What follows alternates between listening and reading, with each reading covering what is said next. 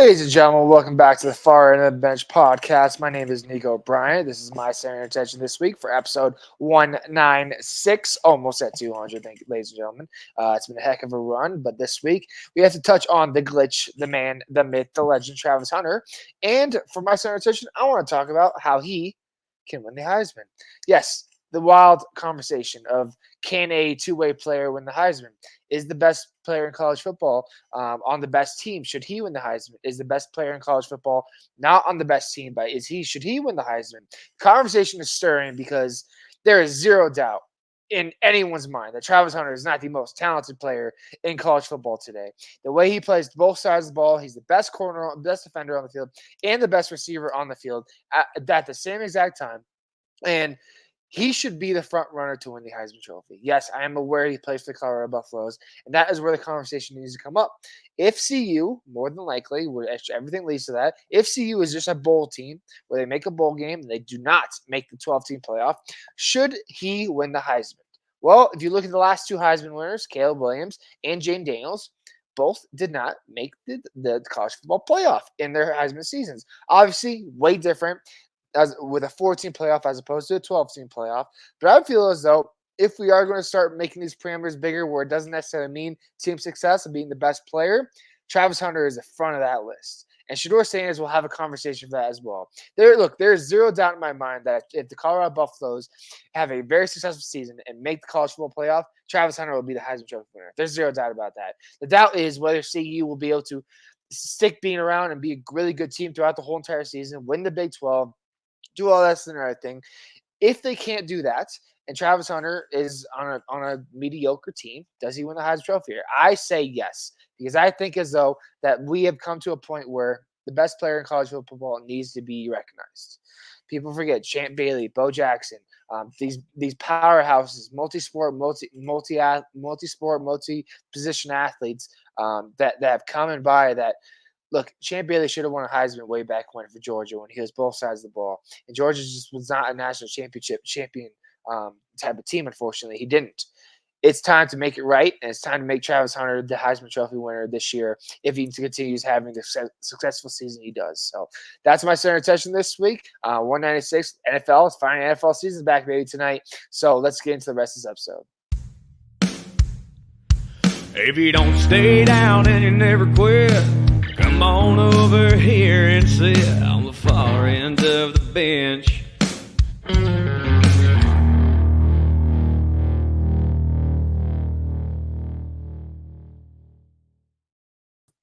Woo, doggies, ladies and gentlemen. It's the most beautiful day of the year, of the calendar year. We got people tuning in from all over. Shout out Pete. Thank you guys for tuning in wherever it may be, live on Twitter at FEOTB Pod. Subscribe to the YouTube channel. Like the videos, where if you're catching this later on in podcast format, that means that you already missed, whatever we say about the Thursday night game, because we are still going to be able to make predictions. The Pick'em is back, baby, and we have a new presenting sponsor. It's just a very exciting episode. It's an awesome time, and I'm glad that we got to kick things off the right way. Niko with the center of attention, talking a little bit about the glitch, Travis Hunter, and we got plenty of college football to talk, but man, it just feels right. This show.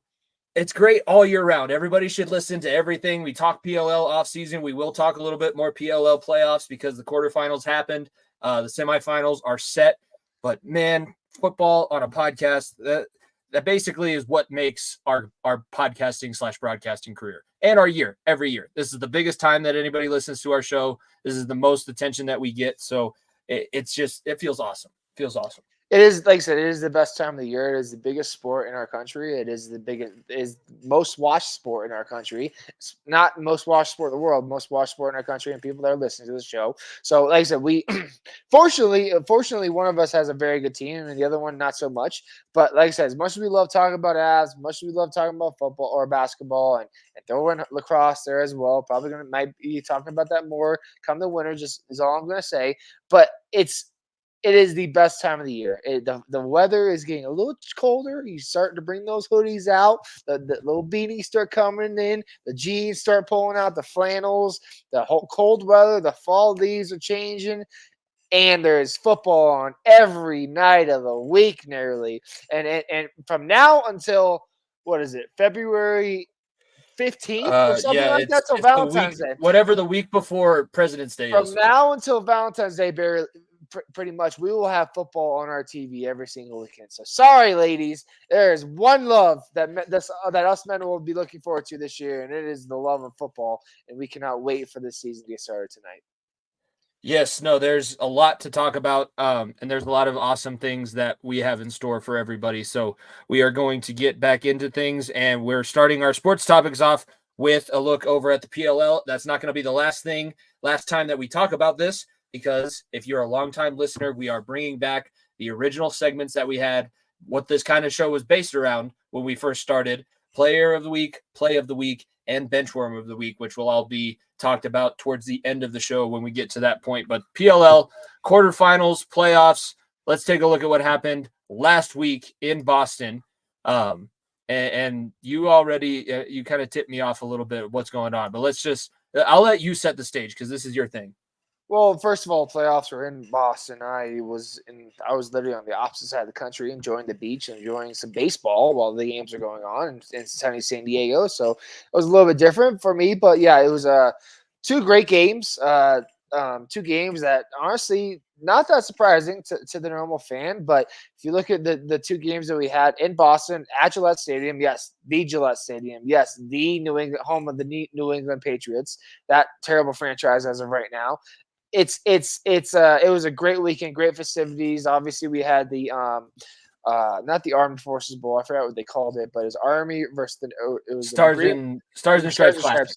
Green Berets versus the Navy SEALs, and right before the games even started, which is fantastic. This weekend is going to be Fire Department New York versus New York Police Department. So very excited to see that as well. But the two games this past weekend were incredible. Obviously, one game a little bit slower, not as many. Not many goals in the first game. Second game, a little more high pace and a lot of great things going on. So the games were excellent. The games were excellent. I'm getting the scores up on the screen so that people can see them.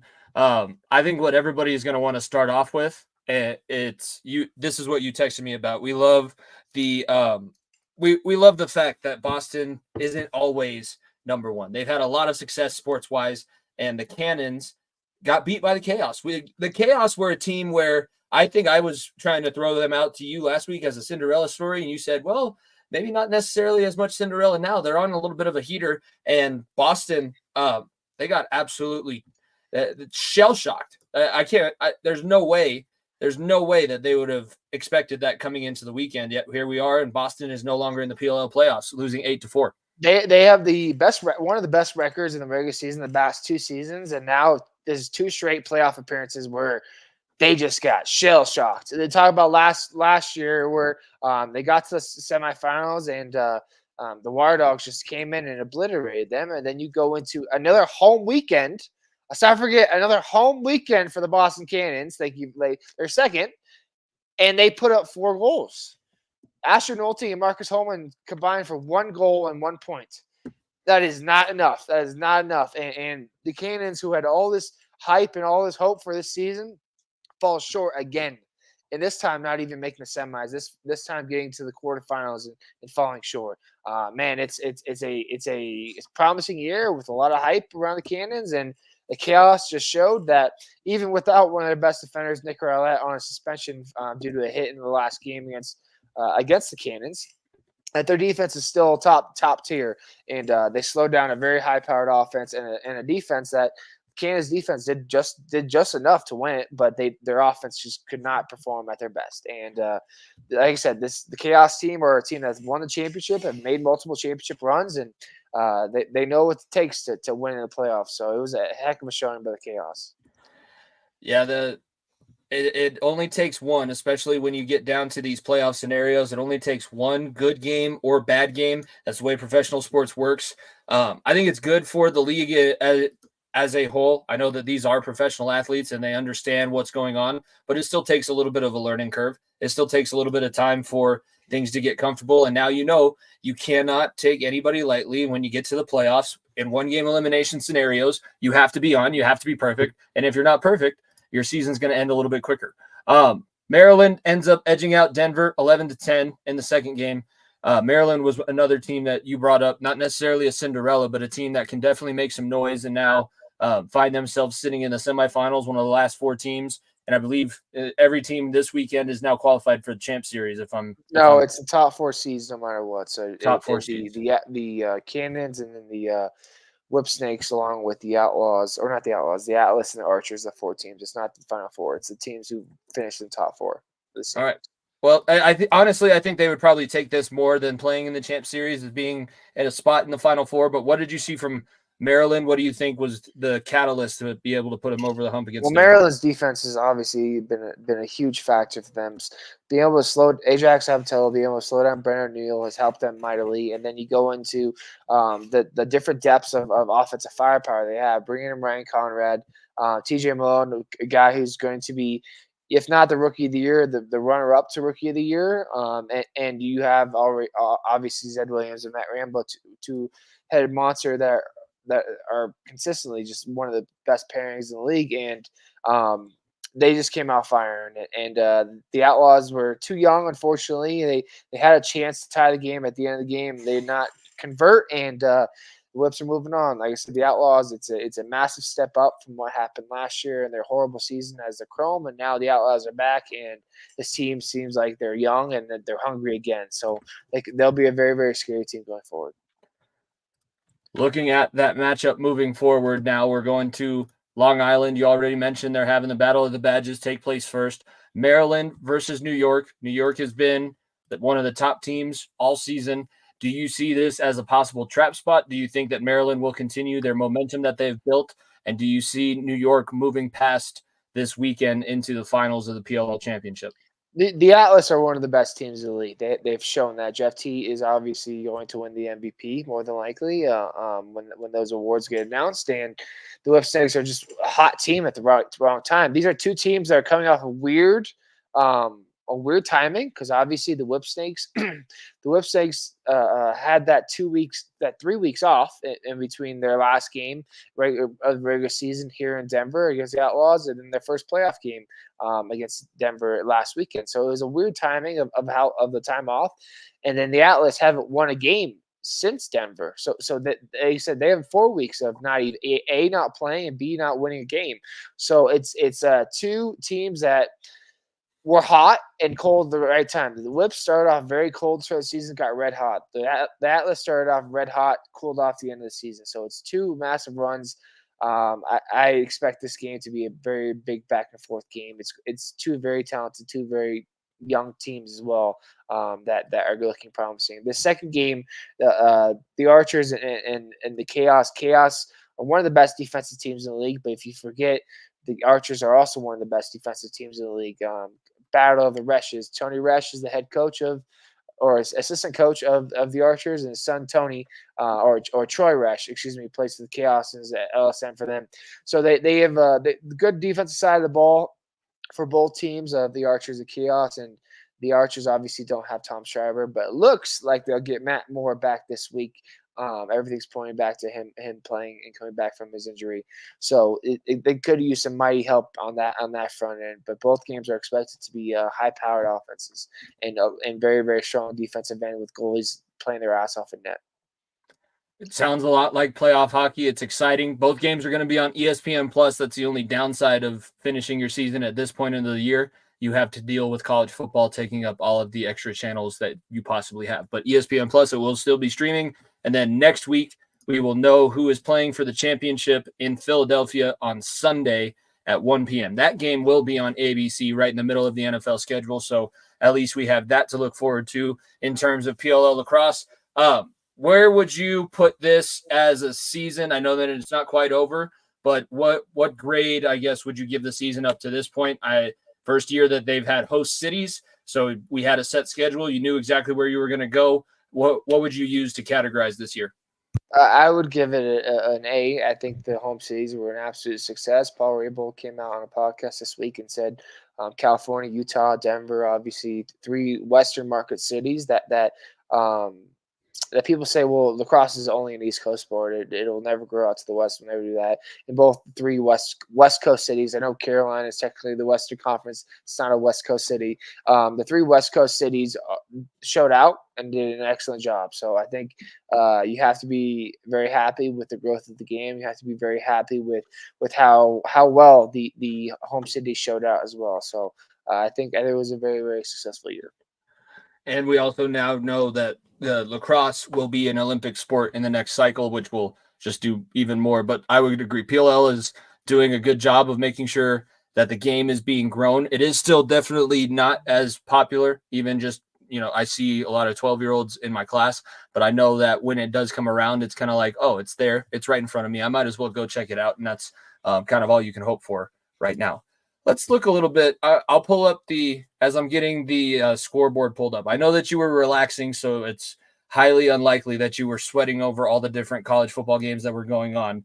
But vacation is also good to take a little bit of time away. Were you able to watch any of the games starting on Saturday? Actually, you know what? Let's go back to Thursday because we talked a lot about that CU game against North Dakota State, and it was damn close to not being a great night. I'm going to get that pulled up here and then I'll get the screen back up. But CU ends up pulling off the victory against North Dakota State, 31-26. So only a 5-point victory. They were an 8-point favorite at the start of the game. What did you see out of the Buffaloes? You talked about Travis Hunter a little bit before, but just as a team, what did you see? Well, I saw an offense that is going to be one of the best in the country. Jimmy Horn was an absolute had a field day. Shedeur Sanders, I know I'm going to be writing his coattail all season, but Shedeur Sanders looked like one of the best quarterbacks in the country. The poise he had standing in the pocket that was collapsing around him to get the ball out to his playmakers, Travis Hunter, Jimmy Horn, and company. This color offense is going to be one of the best in the Big 12 easily. I can firmly stand on top of that. But I'm also going to firmly stand on top of that this defense can't stop a fucking fly from entering a building. Like this is they had a just tough time. Unfortunately for CU, North Dakota State decided to alternate quarterbacks for some reason in the second half. I had no understanding why, because the one quarterback was lining us up. I forgot his name. I think it was number Cam 5. Miller. Cam Miller's he was the quarterback when they won their last national championship too. It makes absolutely no sense. He was lighting our ass up, and then they bring in this lefty for option routes and for him to throw the ball. And I was like, go right ahead. I mean, like, knock yourself out. It made no sense. Whatever. They were giving us the game at that point. I didn't understand it one bit. But North Dakota State, let's not forget, North Dakota State is a FCS powerhouse. They're a team that consistently is in title contention for winning the FCS and has a very long repertoire of former NFL players or current NFL players. It is a damn good program. Let's not forget that. But it showed a lot of flaws defensively. This offense, I have zero doubt in my mind that it'll produce 25 plus points a game. Guaranteed 25 plus points a game. But this defense is very, very, very not as strong up front. The linebacker depth is very weak. The DBs is probably your strong suit, and that's because of Shiloh and Travis Hunter, who's playing both, who only missed 2 snaps because he was on the punt return and he took an offensive snap off, and the second was because his helmet came off. This defense needs more dynamic playmakers up front and inside the tackles, and that's where they're struggling because North Dakota State was just getting wide open passes and wide open coverage that were to the running backs, to the tight ends. The linebackers had no idea where they were coming from. So I worry about this defense a lot. I think they are going to I mean, look, this we'll talk about this weekend's games. It's going to be a massive test facing Rayola and Nebraska this weekend, and it's going to be a big test to see where this defense is at. But man, I need to see more. I need to see this team, because this offense is going to have a bad weekend where it doesn't produce as much because of playing a good defense, and you need your defense to come up for you. And right in that first half, they could not stop anybody. I believe North Dakota State had 18 points at the half or whatever it was, and they were leading. And I was like, man, can we just get one stop? Like, can we they were the guys are running wide open. You were like, did someone fall? Is a guy injured? Like, why is he this wide open in the middle of the field? Like, where is the linebacker? Where is the safety over the top? Where are the corners looking at? It just made no sense. So Man, it should be interesting, but this offense should have no problems. The one query I had about the CU offense was Pat Shurmur trying to toot his own fucking horn and jack himself off by throwing a Hail Mary bomb on first down when all you had when look, there was a penalty. It was third down, it was 3rd and 3. There was a I think it was hands to the face or it was an offsides call, and CU gets gifted the first down. All you have to do is honestly need the ball, and the game ends. It's about 1:15, 1:18 on the clock left, and Pat Shurmur decides, let's take a shot. Unless he had money on the CU cover, I don't understand the play call at all because they gave them the ball back. And luckily, it didn't do anything for you because they couldn't get down the field in 20 seconds. But that is a boneheaded play by someone that shouldn't have an NFL, doesn't have an NFL job for a reason, is all I'm going to say. He does not have an NFL job for a reason. He's fired from the Broncos, fired from the Giants, fired from insert whatever football team you want to name here. And the fact that they did that and just not run the ball, run the clock out, and just win the game absolutely blows my mind. So look, this team, if they want to win real football games and have a real shot, they cannot make stupid ass mistakes like that on offense. So luckily it didn't bite them in the ass because North Dakota State couldn't get down that end of the field in that amount of time. But they had a real shot. Like let's not forget, they caught the Hail Mary on the 4-yard line. Yeah. They caught the Hail Mary on the 4-yard line. The ball didn't get knocked down. North Dakota had a Hail Mary shot to win the game, and they caught it. They were just why would CU do the fundamentally sound thing, Niko? CU hasn't been fundamentally sound in 2 years. And my big thing that I need to see against Nebraska, especially this weekend, and this will be like the true test because now there will be no more excuses. I gave the excuse last week for the offensive line that it's a lot of new people playing together for the first time against an actual opponent. And they didn't schedule it.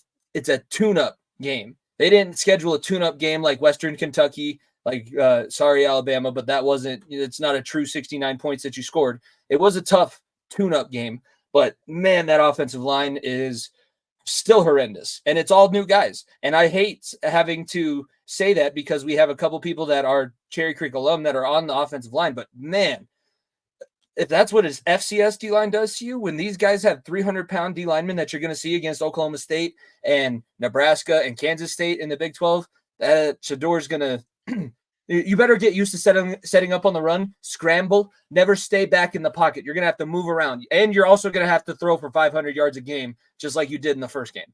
Look, Shador, what I saw from him, man, what the poise in the pocket, the way he was getting the ball out to the perfect spot. I am ready to call him the number 1 pick in the NFL draft next year. I'm serious. I know what I've seen from last year and this year. And Carson Beck's probably the next best quarterback prospect. Quinn Ewers in that company. I'd put Shador Sanders right alongside both of them.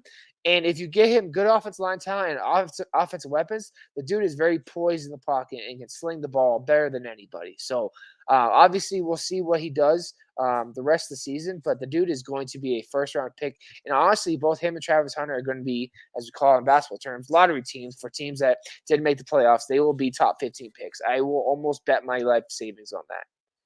I think Travis Hunter is going to continue to do things every week that there's going to be an NFL team like, you know what? 3-14 doesn't sound that bad if I get that guy on my roster. I can deal with 3-14 if I get Travis Hunter in my door. Me, I'll take him. I'll take him. You're willing to put up with yet another losing season. Absolutely. Okay.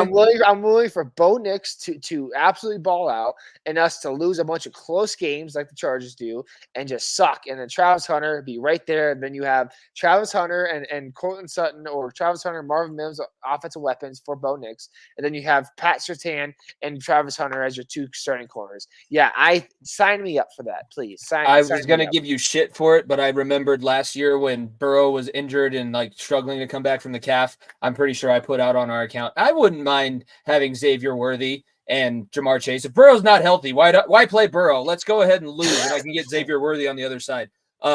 Let's continue with college football. You mentioned Carson Beck, and we talked about this game going into last week as well. I mentioned that Clemson is one of 4 schools, and they are the only non-service academy to not pick up anybody in the transfer portal. And I'm not going to sit here and say that is the reason they lost.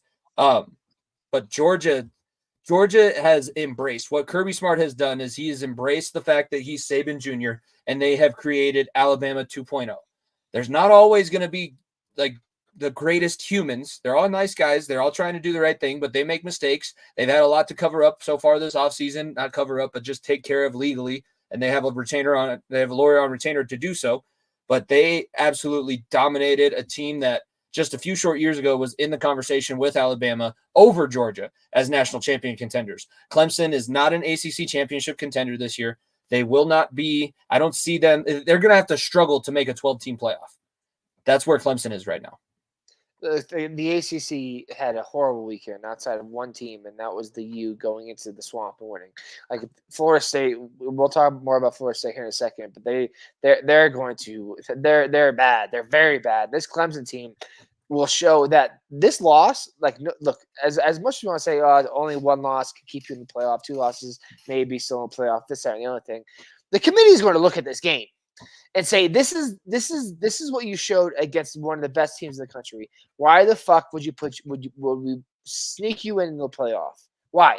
Because you're going to show that this kind of performance? Absolutely not. They have to go on an absolute tear now to win the ACC and knock off a bunch of big teams coming up on the schedule to have a real shot at being the guys in the ACC and being a real contender. Because, like I said, this Clemson team, yes, it was a road game. Yes, it was much tougher than you think. But I am not sold on these guys doing anything at all. And that's why I picked Miami to win the ACC last week. Like, there's zero doubt in my mind that what Florida State showed after week 1, and especially after week 2, and now what Clemson showed after a very poor performance against a Georgia Bulldog team that was playing their beat team in the second half. Like, I have no faith in anything in the ACC. Yeah, the conference as a whole has been weak going back a few years outside of Clemson, and Georgia wasn't playing the greatest game in the first half. It was 6-0 at the half. Both offenses struggled. Carson Beck figured it out. Georgia ends up with 5 receivers over 30 yards receiving, which that was another conversation about the Bulldogs. They lost Brock Bowers. They lost Ladd McConkey to the NFL. How are you going to replace them? Well, they got different guys that are just clones. They basically just recruit the same created player in college football on the PlayStation, and they just keep inserting him every year. It's like, oh, no, that's not the same guy. Trust me. That's not the same receiver. Georgia didn't have to be great to win this game. I think that they will continue to get better, and they did not do anything to dissuade me off of the fact that they're probably going to be in SEC championship contention.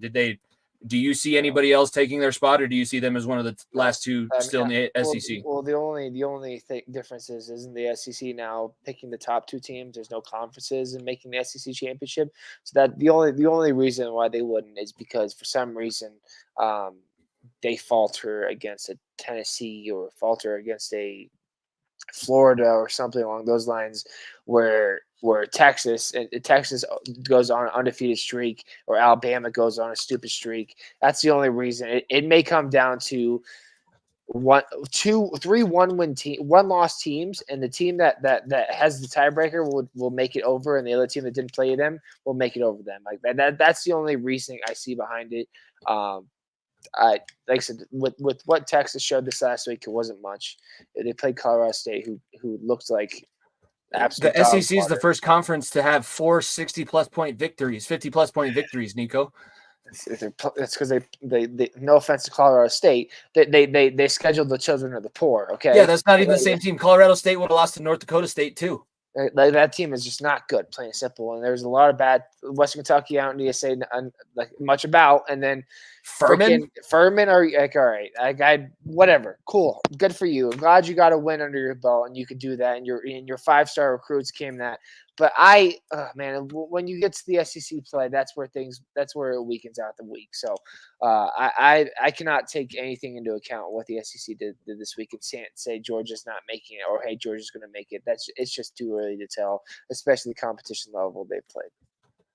Yeah, we're going to talk a little bit about some of the games coming up. I want to save a majority of the time for the pick'em, and I do have to go a little bit quickly because I'll have a game. I have a game Friday, so I have practice today. Normally Thursdays are my day that's open, but the 2 games that took place on Sunday and Monday. So the Sunday night game was interesting because it was LSU, USC.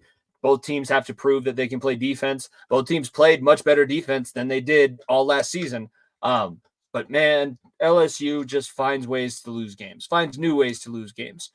Whether or not you get that insane one-handed catch from that will be mentioned again later on in the episode, whether or not he gets that catch, if you're the defensive back, it was so close to not being a headshot. All you had to do was turn your shoulder just a little bit more. Yes, you could say that it's ticky-tack. It's going to show up in the video side of the screen in a second. Yes, you could say that it's ticky-tack. But if you're going to leave it close at that point of the game, you deserve to lose. You deserve to have the flag thrown on you. You deserve to have the ball moved forward. You are already going to give up the field goal. They were in field goal range with the catch. You're giving them 10 yards to go instead of 20 to make the touchdown that ends the game. That's soft. I'm sorry. That's the worst situation that could happen in. That is a boneheaded play, and the only person that can take responsibility for that, there's two: Brian Kelly and the kid who made that hit. But that was, you can say what you want about whether or not that call could have been made or should have been made in the game. You don't leave it up to the referee's hands in that situation. I mean, look, Brian Kelly is showing that he is not a big time coach. It's plain and simple. Obviously, he's so good at Notre Dame for so damn long, and now LSU. He comes in and takes over a program that won a national championship in 2020. Let's not forget, this program had 5-star recruit after 5-star recruit, and this team specifically just makes mental error after mental error. Don't get me wrong, this team is not as talented as the 2020 team, and they're not as talented as they were last year, especially without Jaden Daniels. But this team is still one of the SEC powerhouses and should be winning games like this against a USC team that all it has a purposes are in basically the same exact position. No Caleb Williams, and they have Mason Miller just come in and look, the dude plays his asses off. Dude, Miller Moss, that's the one thing you can always say. He plays his ass off. You can always say about a Lincoln Riley quarterback, he will play well. He will play throw his for more ass than off. 350 yards. He only had one touchdown, which is a little bit out of character, but Miller Moss had he is going to be a problem in the Big Ten. As weird as that still sounds, he's going to be a problem in the Big Ten. But this LSU team, you can't lose these type of games every single season and be like, we'll figure it out. We'll figure it out. It has consistently been 3-4 years now since Burrow left, where you lose these early games against a good opponent. I remember the Florida State game. I remember a couple other games going back, where you lose an early game against a good opponent. You're like, well, they're a good team. All right. Then what happens when you get you lose to a good team at the beginning of the season, right? How does that translate to the rest of the SEC play? Well, it gets a lot harder because you play Bama, you play Ole Miss, you play Tennessee, you play these good schools where it's going to test us, and then you play horrible talent, and you just get absolutely screwed in the SEC play. So LSU has to climb their way back there. Brian Kelly can slam his hand down on the table as much as he wants and say, I'm pissed off. I'm so pissed off. But it's still not changing the fact that There's nobody else to blame. Nobody else to blame but yourself. If you cannot win at LSU with the amount of talent that's just right there in your backyard, it's an indictment on you as a coach. It's not an indictment on the players. They got talent. They can do it. Would you say that LSU or Florida State's in a worse spot right now? Florida State by far and away. It's not even close. Florida State is the biggest dog and the biggest hellhole of all time. They brought in a transferred quarterback. Let's not forget DJ Uiagalelei, who you'll talk about more when they come up. He is a bad problem. He is not a good football quarterback. And everyone said after week 1, he was flying to Ireland. Yeah, the jet lag. Georgia Tech has a good defense and blah, blah, blah. And then I look at this quarterback from Boston College. What is it? Thomas Castellanos. And the dude comes in and just balls out and outplays him. Outplays the guy who, by the way, who's one of the top recruits in the country. One of the biggest NIL earners as well. NIL earners at Clemson, who we very famously did not know how to pronounce his name 3 years ago. And now he's a senior at his third school where he did nothing at Oregon State either. And now he's at Florida State. Well, Florida State, let's not forget, was a team that was on the outside looking in the playoff last year. They were a fifth seed, right? And everyone's like, well, they're undefeated ACC championship. Yes, they lost Jordan Travis. Yes, this, that, and the other thing. But they still deserve to be in there. Well, they didn't make it, and they got their ass kicked by Georgia in their bowl game. Like Florida State, their season's done. They're not making the playoff. At this point, you got to hope to beat not Miami, hopefully, and get a good win under your belt to maybe sneak in as one of the back end seeds.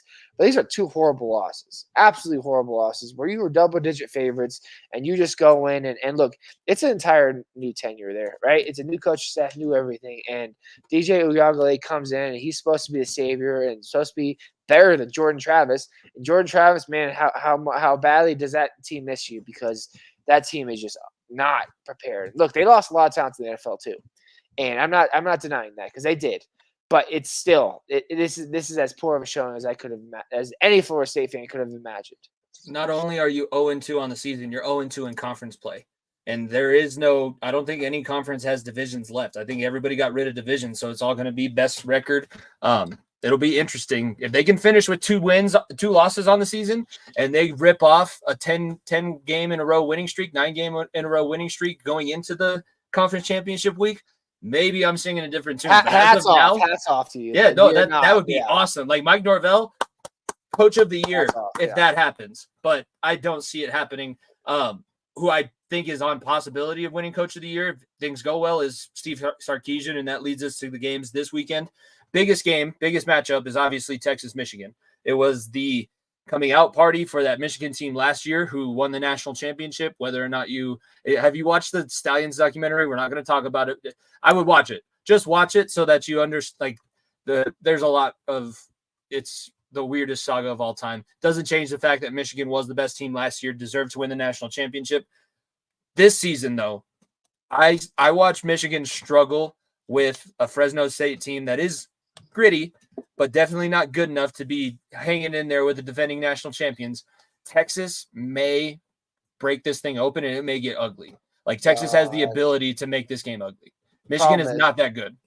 They're not, but it's in the big house. That's the problem you're running into is it's a road game and they're favored by 7.5 in the big house.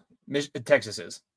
It's wild, but that's good how good Quinn Ewers was, and look, obviously them shellacking Colorado State helped this, but in Michigan having a little bit of tougher time obviously helped, but I don't know. I think not Dylan Edwards, Donovan Edwards is still one of the best running backs in college football. Their offensive line isn't as badly beat up as they were last year. They still have a couple returners, obviously a brand new quarterback.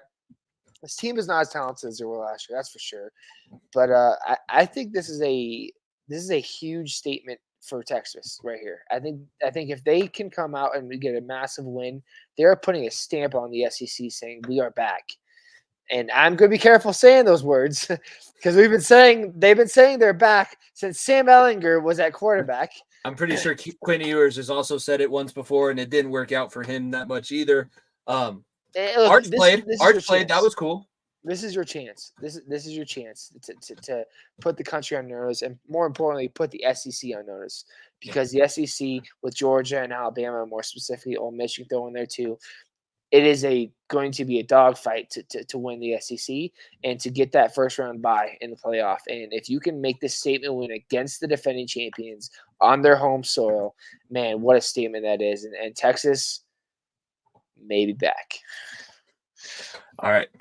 What else is back this weekend is the rivalry between Colorado and Nebraska being played in Lincoln this year. Colorado got the win last season after, everybody knows the story behind Nebraska's offense. They were just turnover machines. They dominated. CU dominated. That was kind of the weekend. That was kind of the weekend where everyone's like, oh, wait. CU is fun to watch. TCU win week 1 last week. Everyone's like, holy crap, they beat the team that was in the national championship. Then they turn around week 2 and play Nebraska and beat Nebraska at home. And then week 3, obviously, against Colorado State is where game day and everything started filing in. But this game, this is the game. This is look. As much fun as Texas submission is going to be, if you want bad blood, you want 2 teams and 2 fan bases that literally hate the living hell out of each other, look no further than Colorado, Nebraska, and one of the oldest rivalries in college football. I cannot be more thrilled. Raiola is trying everything to be Patrick Mahomes, and this Nebraska team has all the hype in the world for a team that's still been mediocre. And how long has it been? 5,300 some odd days since Bo Pelini was the head coach last time Nebraska was in a bowl game. No, since the last time Nebraska beat CU. 5,000 days or something like that. Yeah, because remember that year that we were the worst Power 5 team in all of college football? We still beat Nebraska that year. Still beat Nebraska in Lincoln very much. So, yep. It's been a long ass time since that team of red beat the Buffs. So, I'm very excited to see this game. Obviously, all eyes will be on the Buffs for us here in Colorado. So, I'm excited to see how this team responds to a tough performance against North Dakota State, and now. Look, it's a tough opponent on the road. Lincoln, Nebraska is a tough opponent on the road. So let's see what Travis Hunter's made of, see what Shador's made of, and see if this defense can stop an elephant from coming through a walking elephant walking through a cage. Because man, I hope to God they can figure it out defensively. I'm going to be watching this from the CSU Pueblo football game because I am going down for that one. I'm excited because of the history of the rivalry, but I can see this being not ugly, but Nebraska is a much better team. And I think that there's probably a lot of arrogance on the side of the CU fans. Not necessarily. I didn't hear it in what you said. You're obviously a CU. You're more of the CU fan on the show than I am because you have the family ties. Everyone knows I don't have a college football team. So CU is the token one because of my older brother. So I'm not a bandwagon. Okay. He's not a bandwagon. I don't necessarily care that much for CU. Most of my family went to CSU, but I'm a Western Colorado guy. And we're opening up our new stadium. Division II college football is what I pay attention to more in Colorado than anything else. Nebraska can make this thing very uncomfortable for Colorado fans. Absolutely. Coach Prime could have I feel like both coaches have been touted as the savior of their programs. So it's going to figure out who's the actual savior. Well, was it Scott Frost, though? This is the second savior. Nebraska's had a savior pretty much all the time. I know. Nebraska is definitely the more embarrassing saga because Nebraska is a college football staple. They were the ones that always claim, national championships. No, nobody was on steroids back in the 90s. Everybody was clean. Those shoulder pads weren't that size because he was on steroids and his neck was too big. It's going to be an awesome.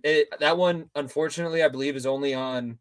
It's on NBC and Peacock, so they got a ton of attention for that game coming up, and I'm excited to see what the boys can bring. It's going to be a fun atmosphere. That's all I can think about. Anything else for college football week 2 that you're looking forward to? Oh, actually, one thing I did want to bring to your attention: Arizona scored 60 points, and gave up 13. Okay, good for Arizona. I don't know. I like I said, they're playing children of the poor. There's only a handful of games that really matter. Like I said, give me some real competition. We're starting to get into the meat of things this week with Texas, Michigan, Colorado, Nebraska, and probably Alabama versus the Sisters of the Poor of Ohio. Like we're getting into the thick of things. Play real competition. Give me some conversations. All right. We have talked about everything else long enough. It is now time. We said that we have yet a new person, new company involved with the show. We're bringing back the Pick'em. It is time for season 4 of the FEOTB NFL Pick'em. This time we are brought to you by Find the Good Apparel. You can go to findthegoodbrand.com, use promo code BENCH, BENCH, and you get 10% off your order when you check out. They have hoodies, shirts, hats. It's all different kinds of apparel. Findthegoodbrand.com and be sure to use promo code BENCH. It'll help us out both getting more attention to us and also showing the companies that we can. We have bench warmers that will listen and will do, not as we say, but, help us out a little bit. Preseason's over. Everything like that is finished. One thing that I want to bring up, and we will talk about, so the games that we're picking all primetime games. So that means we're picking the Thursday night game, the Friday night game tomorrow in Brazil, Sunday night football, Monday night football, plus the Broncos and Bengals. I'm kicking the season off with my Hall of Famer, Anthony Munoz. This will be a jersey that I wear on Sunday unless the unfortunate happens and we do end up losing. What are you expecting? What is your strategy this year to win the Pick'em? Because I beat you last year. I am the reigning defending champion. Maybe I flip a coin, or maybe I just look. There's a lot. I went on a lot of whims last year for no reason. I was like, you know what? This team looks like a fun team. I'll pick them. Oh, this team is hot. No, I'm just gonna pick with my mind. After that last year, I tried to get cute, and this year I'm just going to pick it how I think, and that usually worked out the first 2 years we did this, but didn't work out last year. So I think it should help me. All right. I am getting the running doc ready to share. So I'm going to put this up on the screen so everybody can see how I'm keeping track of things this year. This is also where I'll be keeping track of the player and play of the weeks. I don't know if we're going to bring the polls back for those, but we will be posting what they are at least, because now I have a little bit better knowledge of how to do so. So kicking things off, Thursday Night Football, that is coming up in it's 2 hours away right now. So we are we're at 120 minutes before the NFL season kicks off. We have the defending champion, Kansas City Chiefs, taking on the AFC Championship team that they beat, Baltimore Ravens. Ravens are plus 125 favorite. Moneyline wise, Chiefs are a three-point favorite at home. Over-under is set at 46.5. I am one of the squeaky wheels on Talking the Gridiron here on the Variety Sports Network Sundays. I went viral last week. I talked about it on this show. I was the only one to make my selection, and I do have reasons behind it. It might be a little bit of recency. I'm just going to kick things off here. It's going to sound weird. I'm picking the Ravens in this game. I'm picking the Ravens over the Chiefs, even though they're a division rival. I just remember the Chiefs over the last however many seasons struggling early on. Last year, Detroit beat them, and it was a close game, but there was a lot of mistakes that were made. For whatever reason, in my mind, the Chiefs are not going to be necessarily 100% prepared to go, and I can see the Baltimore Ravens with Lamar Jackson. He wants to make a statement. He has a lot of things to prove still, even though he got his contract. I am going to go with the Baltimore Ravens as my pick to beat the Chiefs tonight. I am not going to be putting money on it, but I am picking the Ratbirds. Who do you got? To go with your trend, the last two Super Bowl champions are 0-2, or the last two new ones, that is. The Chiefs, obviously, last year, before or the year after they won, they lost the Lions. The year before that, the Rams lost their opener as well. So it's 2 straight years of that trend. I am going to think that the Ravens are. I think the Ravens are obviously. I'd pick them to win their division, the North, your division. I still think they're a very good football team. I'm excited to see what Derrick Henry brings to this offensive firepower. I think the Chiefs win this one and make a statement. Look, there's no team in NFL history has won 3 in a row. The Chiefs have a very good chance to do that this year. There's a lot of things going their way. I like the young weapons they added. I think Xavier Worthy is going to do wonders for this team. Rashee Rice, second year, is going to do a great thing. I like the additions of Samaje Perine being the backup running back there now with Edwards-Helaire out for a standard amount of time to make Pacheco's life a little easier. The Chiefs team is still way too good. I am going to go pick with my head and not my heart and pick a division rival as well. So give me the Chiefs. That's strange. Last year, that was like a non-negotiable for the both of us. Don't pick your division rival.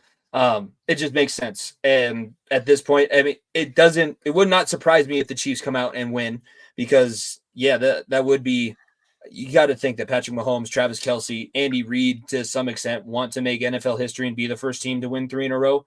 But you can't do that unless you start things off. And they did go 0-3 in the preseason, and most of the time the trends flip. So if you go winless in your preseason, that normally means you're ready to be fairly successful. It could go either way. Are you touching the total at all? Would you touch the total on this one? Usually the total of the week 1 goes under. I think because of low scoring games, teams still trying to figure out offensively. I'm not touching that with a 10-foot pole. At 46.5 is kind of right in the middle of no man's land. Friday Night Football, Packers and Eagles, 2 teams with green as their primary color, playing in a stadium that normally does not allow green. Makes all the sense in the world. Being played in Sao Paulo, Brazil, the Packers are plus 115 money line. The Eagles minus 2.5 favorites out there in the Southern Hemisphere, Southern America. I'm going to let you pick this one first. Where are you leaning? What was your deciding factor for this one?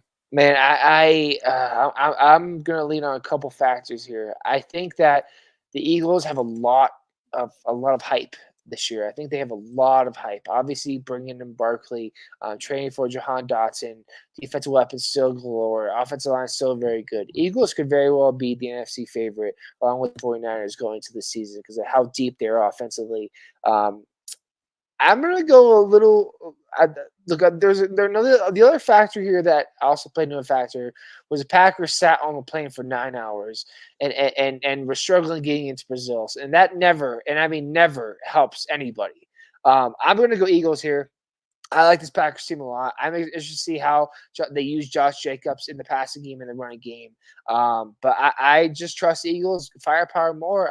I'm excited to see what this Eagles team is made of, and I have a lot of faith in what the Eagles are going to do this year, and I think they're going to be a very, very good ball club. So Packers, I'm still a little bit iffy on them winning the division, being a wild card team, all that and other thing. I kind of know what the Eagles are going to do, and so I'm gonna ride the Eagles here. I'm thinking Jordan Love is going to be good because he finished the last season good, but it was a struggle to get there, and they also still were barely a playoff team. It's not like they had fixed everything. LaFleur's a great coach. Lost you in, but they won a playoff game. Yeah, no, I think that he's a great coach. I would just say the team that's been a little bit more solidified together and been better longer, even though the Eagles absolutely just ran out of gas totally at the end of last season. I think that they're going to start off the year really hot. I can see them picking up a win in a foreign environment where none of these guys have played before. And the Packers, I just think that it's a little bit too much to overcome. The NFL did them no favors with scheduling this out of country and then also being on a strange day. Like I think that the Packers are going to struggle with the time change and the venue change more so than the Eagles will. For our first game of Sunday, the beautiful orange and black Cincinnati Bengals. Joe Burrow's return. Frosted tips all the way. They are 8.5-point favorites at home. The New England Patriots will be starting, wait for it, Jacoby Brissett. Not Joe Milton. Not Drake May. The Patriots are a bad team.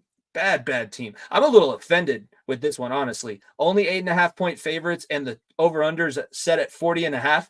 That either tells me they think both these offenses are going to suck, or the Patriots are going to be so bad that the only way this game gets close to 40 is if the Bengals try and reach it themselves. Everybody knows who I'm picking. I don't even have to make this one. Or the fact of the matter is that the Bengals have lost 3 straight home openers, and they've lost to better teams, and that they don't play anybody in the preseason, and they always struggle at the beginning of the season. That's not going to happen this year. The Patriots stink. They're one of the worst teams in football. Jacoby said, "Look, as this is not the game where it comes back to bite you in the ass at all the preseason stuff, and the guy's not playing. Patriots stink. It's not. It's going to be a walkthrough. They should cover very easily."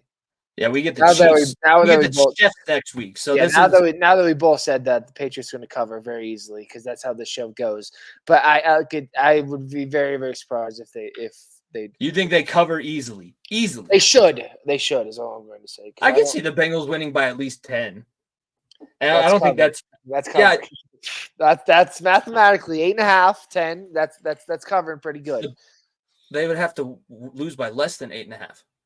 They have to win by more than 8.5 if you're a minus 8.5.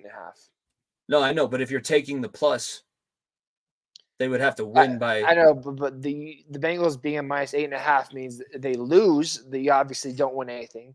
If they win by less than 8.5, you lose. That means they have to win by 10, and that's cover. The Patriots have to win or lose by less than 8.5 points, and you win your money. That's how it works. Yeah, it's. I don't put my money on that anymore. We have 2 of the same moving forward. We have the Broncos as our next game that we're picking. This is one of the news points that I wanted to bring up. It is the first captain that is a rookie voted on by his teammates since Floyd Little. If you don't know who Floyd Little is, he played way back in the very early days of the Denver Broncos. And if you want to go even further back, if you're a football nerd like I am, he was the starting running back at Syracuse before Ernie Davis, who was the subject of the movie The Express that came out. So again, really deep cuts, but this is a big deal. It's first time in a long time. Bo Nix is now a captain for the Denver Broncos. They are 220 moneyline underdog, and the Seahawks are 6-point favorite on the road, which makes a lot of sense because it is a venue that is very difficult to go into, and you are starting a rookie quarterback. I'll let you start since it's your team. I'm gonna pick the Broncos. I don't know. There's parts of me that think this team's gonna stink, and there's parts of me that thinks that this team is going to be very good, or be decently pretty good, and at least contend for a wild card spot. I think the Seahawks. I think it is weird that 3 years past the Russell Wilson trade, and the big trade between these 2 teams. And one team has found its franchise quarterback. The other one hasn't. And it's a team that traded the guy who they already got rid of.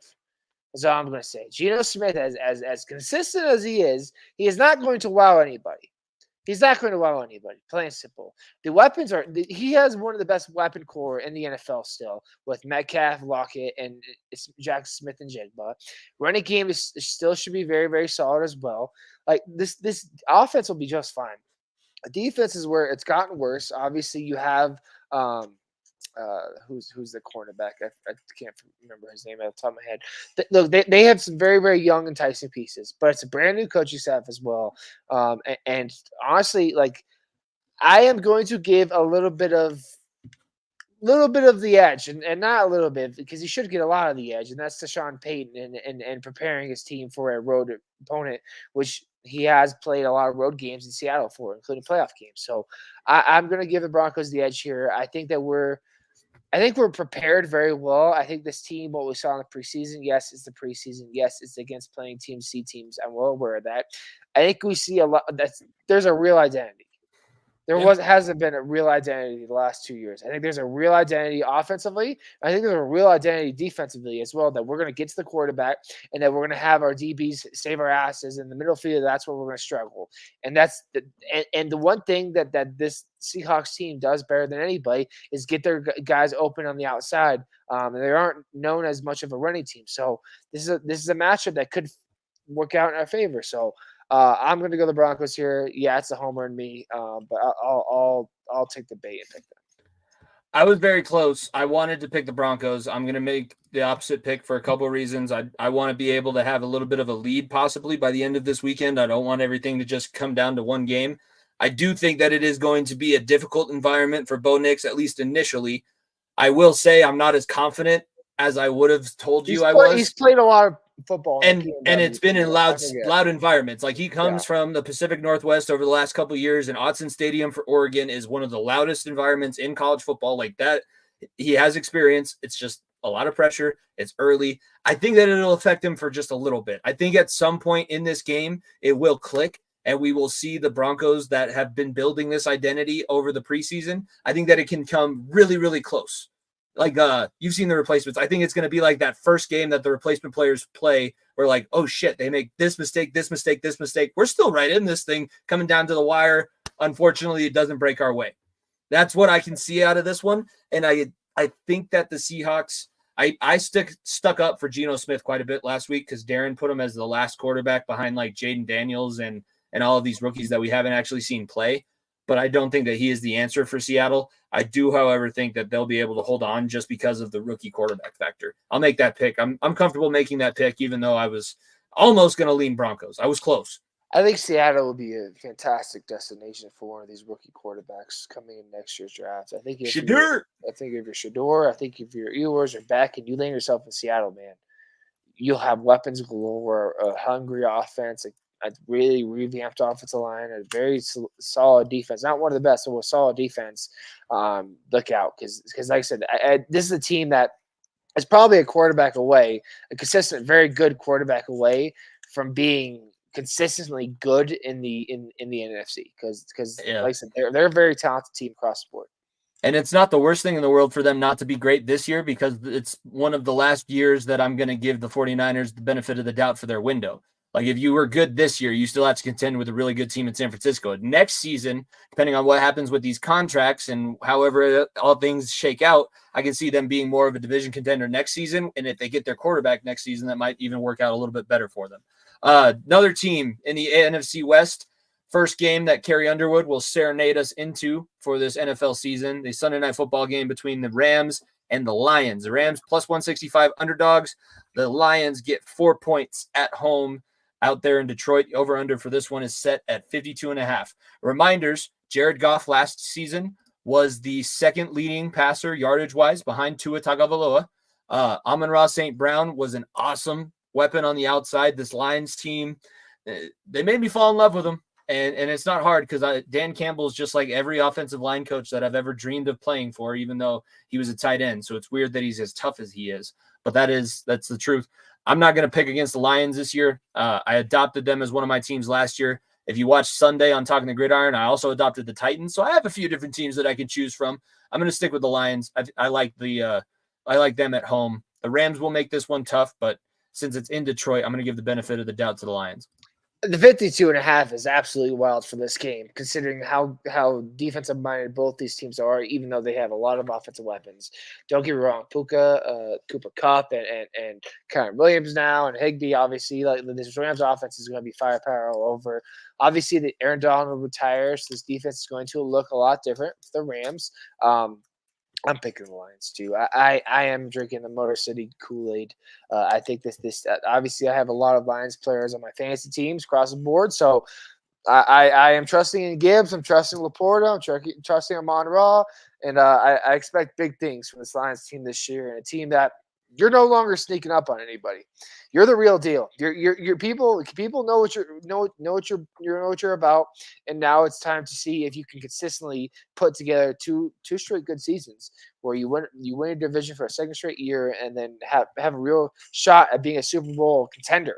And making big strides. So I want to see that, and I think it starts this week with the Lions and beating the Rams. Stafford this is still one of the first times. It's the second time that he's going back to Detroit after he spent so many years playing at Ford Field. So it'll be interesting now that it's not a playoff atmosphere to see if there's a little bit better reception for him. He obviously got booed, and I give the city of Detroit props because how you decide to handle that is how you should handle that. I'm not going to be like everybody talking about the Nuggets and how we shouldn't boo this, that, or the other. No, that's fine. Boo him for the playoff game, but this is one of your saviors of the franchise coming back to play in your stadium again. So it'll be interesting to see what happens.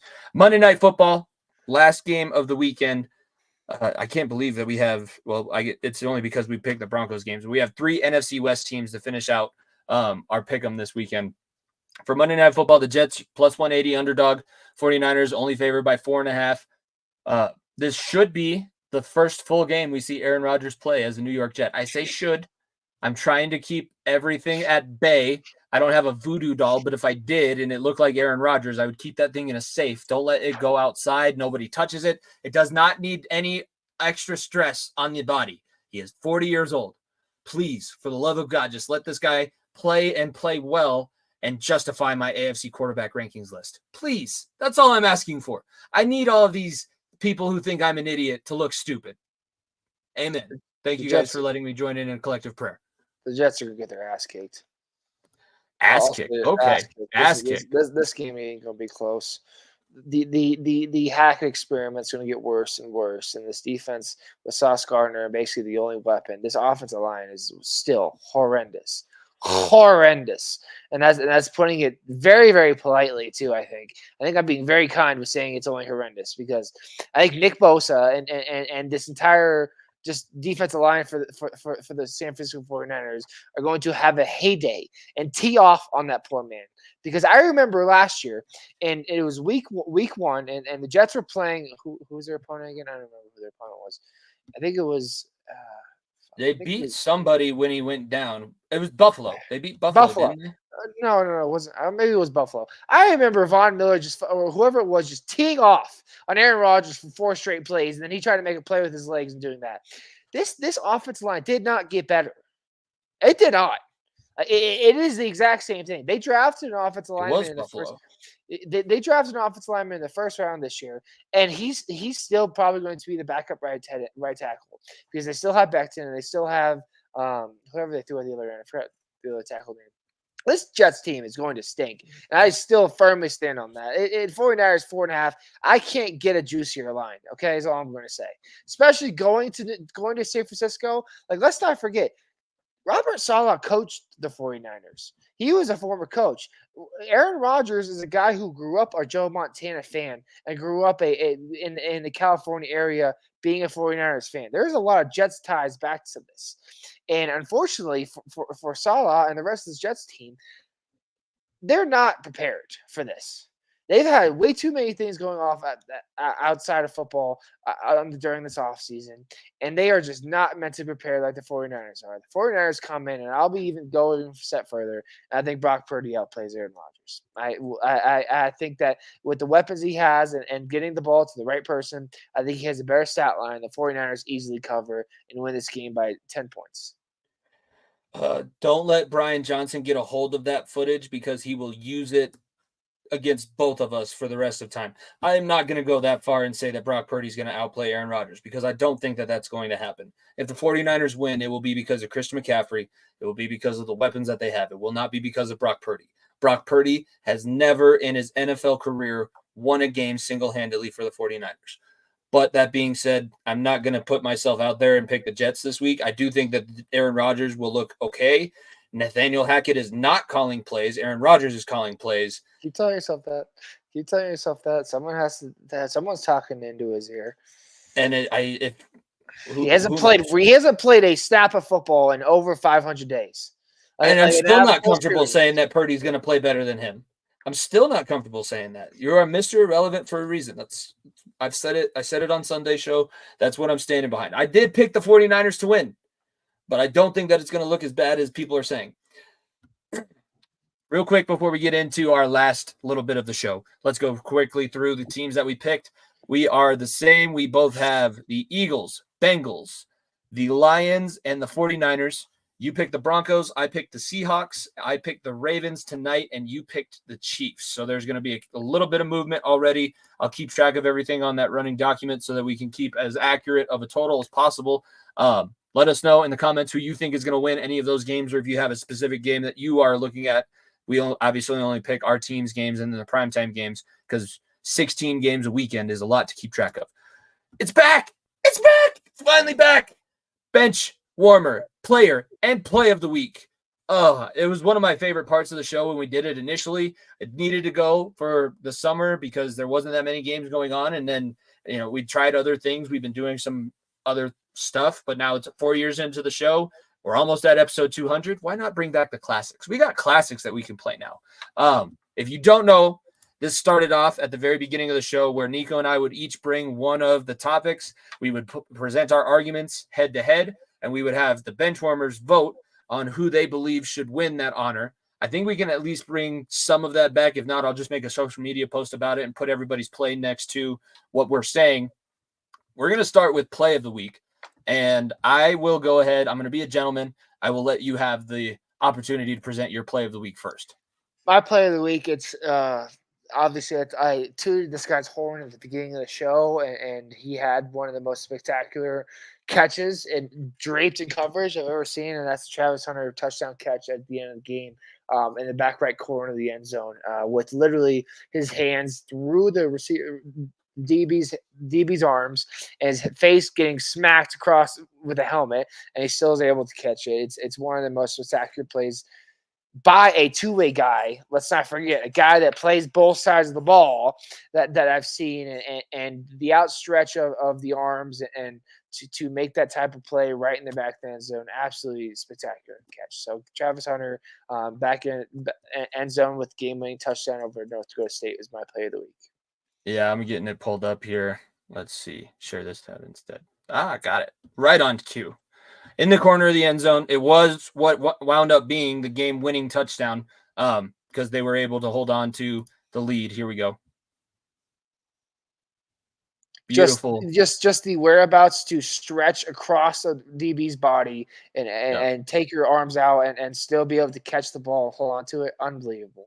Especially with that amount of PI right in your face. I have no idea how there wasn't even a flag thrown at the end of this. My play of the week, I've already talked about it as well. Kyron Hudson from USC, another wide receiver. It's a wide receiver heavy play of the week to bring things back. But it was one of the most insane clutch catches that I've seen. Kyron Hudson, one-handed catch on 3rd and long, threw a massive targeting hit. We already saw one clip of it. I will put up a clip in a second. It was a massive game for USC because it was, how are they going to respond after losing Caleb Williams, number 1 overall pick in the draft? Is there going to be any kind of fall-off? Are they going to be able to score like they wanted to? And the offense, when it was required most, he was able to pull through. So here is, let's see if I can get it. This is Kyron Hudson's catch for my play of the week. Actually, that was the other one. That was the problem that I had picking Kyron Hudson. He had the one catch in the first quarter. Let's see. Kyron Hudson. Yes, and the one-handed catch, the listeners that listen to the show, and not just the video people, for explaining it to those people, he's an outstretched hand over the top of the LSU player, making the one-handed catch absolutely incredible. A play that really set the tone for USC. Here's the one that I'm referencing. One-handed catch, takes the targeting right in the face, sets up the game-winning score for USC. They ended up winning 27-20, and Kyron Hudson had two massive catches over the top of the LSU defense and then right through the LSU defense that was able to put them ahead. Moving on now to Player of the Week. My Player of the Week comes from the SEC, but it is not one of the teams that you would normally expect. My Player of the Week is Jackson Dart, quarterback from Ole Miss. He was 22-27 for 418 yards, threw for 5 touchdowns, had a 97.3 quarterback rating, and also added 27 yards on 6 carries and another rushing touchdown. So 6 touchdown performance to kick off the season for Jackson Dart. I said Ole Miss is a live dog in the SEC conversation this year because of what they did in the transfer portal, and they didn't lose anybody really from last year's roster, and they were still damn good. Lane Kiffin might finally have something, and Jackson Dart at quarterback is my Player of the Week for the Ole Miss Rebels. Jackson Dart is a guy that people are going to have to keep their eyes on too. NFL scouts, he's incredible arm talent. His Ole Miss team is good. My Player of the Week, no, this is not just segments based around football. I can pick other things, ladies and gentlemen. My Player of the Week is Blair's Reardon, goalie for the Carolina Chaos. 15 saves, 78.9 save percentage, 4 goals allowed. Only the 5th player in PLL history to do that in a playoff performance. And he's done it 3 times now. Incredible performance, leading the Chaos to an upset win. The lowest seeded team in the playoffs, knocking out the highest seeded team playing last weekend. So Blaze Reardon, my Player of the Week. When you have a goalie that stands on your head, you can do some wild things in the playoffs. And if you can do it, follow up that performance, Carolina might end up finding themselves right in the PLL final. Now we're into bench warmer of the week. So those 2 last categories were the good. This is like the really, really bad. So what is your bench warmer of the week? You also did a non-football yes, one. So non-football, because these segments don't just say football, and I know yes, football, but I have to throw in these parts because I'm the alternative person, the alternative sports guy on the show, because I like the weird shit and I follow the weird shit. But my bench warmer of the week are the top seeds in the U.S. Open. Top season in the U.S. Open. Yes, the U.S. Open tournament that's going on right now in New York. I went last year, had a blast. It was a lot of fun. Still the greatest drink known to mankind, the Honeydeuce. I'd make that drink all the time. Incredible. Love that thing. Top season in the U.S. Open. Djokovic, Alcaraz, Medvedev, also on the women's side, Coco Gauff, all failed to make the semifinal. Not even the finals. Failed to make the semifinal. So upset city in the U.S. Open. Tonight, as you're speaking about this, I know we're all watching football. I'm going to be watching it too. But tonight we have 2 Americans, Fritz versus Tiafoe, in the semifinal. 2 Americans with a chance to face each other in the final on Saturday. So very exciting times going on in the U.S. Open. It's hard for me because football is such an encompassing part of my personality to choose other sports. But yes, the other sports are live in these conversations. My bench warmer of the week is a football player that we've also mentioned. It's DJ Uiagalelei. I used to say Uiagalelei. I think that he'd probably rather me mispronounce his name now with the performances that he's putting out. Excuse me. I put together his stat line just through the first 2 weeks of this season. 0-2 as a starter for Florida State against unranked ACC opponents, both on national television, has a total of 465 yards passing in 2 games. Like I said, Jackson Dart has that in 1, or at least close to that in 1. 1 touchdown, 1 interception. Oh, and he's 225 pounds and can run. He's got 2 rushing yards on the season. The dude is the biggest bust. We want to talk about bust free agent wise in the NFL. It's hard because they're college players, but hey, they're making money now. DJ Uiagalelei, bust.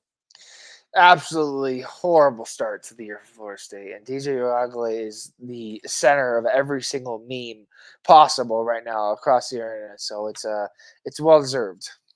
Yeah, no, that's going to wrap things up for the segments this week. Player, and benchwarmer of the week. We'll get those out in a social media post. So if you need a reminder as to what we picked or what we were referencing, go back and check it out. That's what this show is all about. that's going to kind of bring us to the end of the show. So is there anything else that you want to drop on the people before we all go watch Thursday Night Football? I go coach some 7th grade football before watching Thursday Night Football. What do you got for the people? Like I said, it's been a heck of an off season. Finally, now the NFL's back. Basketball is at the end of the month, starting back up. Hockey as well as around the corner. Do want to touch on the passing of Johnny Gaudreau and Matthew Gaudreau. Absolutely horrifying scene of events there in New Jersey. Both the young men are in New Jersey for their sister's wedding, and fortunately got hit by a drunk driver. And like I said, the cost of a taxi / Uber / whatever outweighs the cost of losing a life. I will forever stand on that. You're a fucking scumbag if you ever decide to be intoxicated behind the wheel, is all I'm going to say. So, look, Johnny Gaudreau was a hell of a hockey player, and Johnny Hockey was made for a reason. Before there was Johnny Football, it was Johnny Hockey, and he was absolutely electrifying to watch. Play for Calgary, play for Columbus, play for the U.S. too, and his brother cannot say enough good things. People have not said enough good things about him as well. So, very sad day for the hockey world, sports world as well. So, it was 2 guys that lost way too soon with families and a great life ahead of them on weekend of their sister's wedding as well. So, very, very sad time. So, remembering them in this tough time because, like I said, it's 2 guys taken away way too soon. Yeah. Not that I didn't want to bring it up. It's just difficult it's a difficult conversation. And that's not something that I want to be thinking about. That's obviously most awful for that family and thinking about them, hoping that they can recover. But that's just a terrible, terrible situation because you got brought together for something that's so happy and some dumbass's poor choice ends up making it probably one of the biggest tragedies because not only do you lose one life, you lose 2. So whatever the cost of a taxi is compared to one life, think about 2 and 2 people that are some of the most successful, driven, well-conditioned, like not family man, good people. Like it's not sad because they're athletes. It's sad because they were such great people and such great role models and were able to use their athletic status in such great ways that's what makes it so sad. Like that's the true tragedy in the fact that you lost 2 sons, 2 brothers, all in the same really dumbass decision. That's just, it's incredible how quickly things change. Absolutely. Do not take for granted the times that you can tell people that you love them because you just never know. It's the saddest reality of all time, but it's the truth. Absolutely. Condolences to the Gaudreau family and in Columbus and Calgary and everyone that was affected by this because, like I said, it's not an easy thing to talk about. It's not a fun thing to talk about, but like I said, giving that little note of being like, don't be a fucking idiot and don't ever, if you feel like you can't go behind the wheel, don't get behind the wheel is all I'm going to say. So, like I said, Johnny had a hell of a career and was one of the most electrifying players to watch. But man, hearing that news hit home because obviously you have brothers and a sister. I have brothers and family members and having something like that taken away so soon is so damn tough to see. So, condolences to them, and like I said, Johnny Hockey will always be remembered. And just remember, your friends would much rather get a phone call from you drunk at a bar asking them to pick you up than to get a phone call from you from the prison because you accidentally killed somebody driving home. We're getting ready for a family wedding in May, and we already have like a bus planned because we don't want anybody driving and just not taking that risk. It's just not worth it. So it's not worth it for anybody out there. And I'm glad that we did bring it up because those 2, they deserve to be talked about as much as everybody wants to talk about them for the rest of the time because it's a true loss that we're not going to get to see what else they could have accomplished in their life. Obviously gone too soon and everything like that. Thank you for bringing that up. Not that it slipped my mind, but I was almost going to skip over it. Hopefully everybody loved the PLL talk. Semifinals this weekend, finals coming up next week. Week 1 of the college football season is in the books. We're getting ready for week 2 plus week 1 of the NFL FEOTB Pod Pick'em presented by Find the Good. Find the Good brand. Findthegoodbrand.com. Promo code BENCH, 10% off your order. Lots of great stuff. Hats, shirts, sweatshirts. I got a hat. Obviously, I'm wearing it. For those that are watching, I have a shirt, hoodie. It's getting fall season, so get those fall colors out. It's a very, very good brand. Find the good in people. Find the good in the world. Find the good in each other. So, like I said, we're very happy to be a spokesperson for them and give you guys a little bit of a code to get a little bit of money off on your next order. So find the good, 10% off, bench, BENCH, BENCH. I can still spell. I'm not an idiot. Bench for 10% off. All right. For myself, Jimmy Pilato, my co-host Niko Bryant, follow at FEOTV Pod. Enjoy the weekend of football. We will see you guys next week. Peace. If you don't stay down and you never quit, come on over here and sit on the far end of the bench.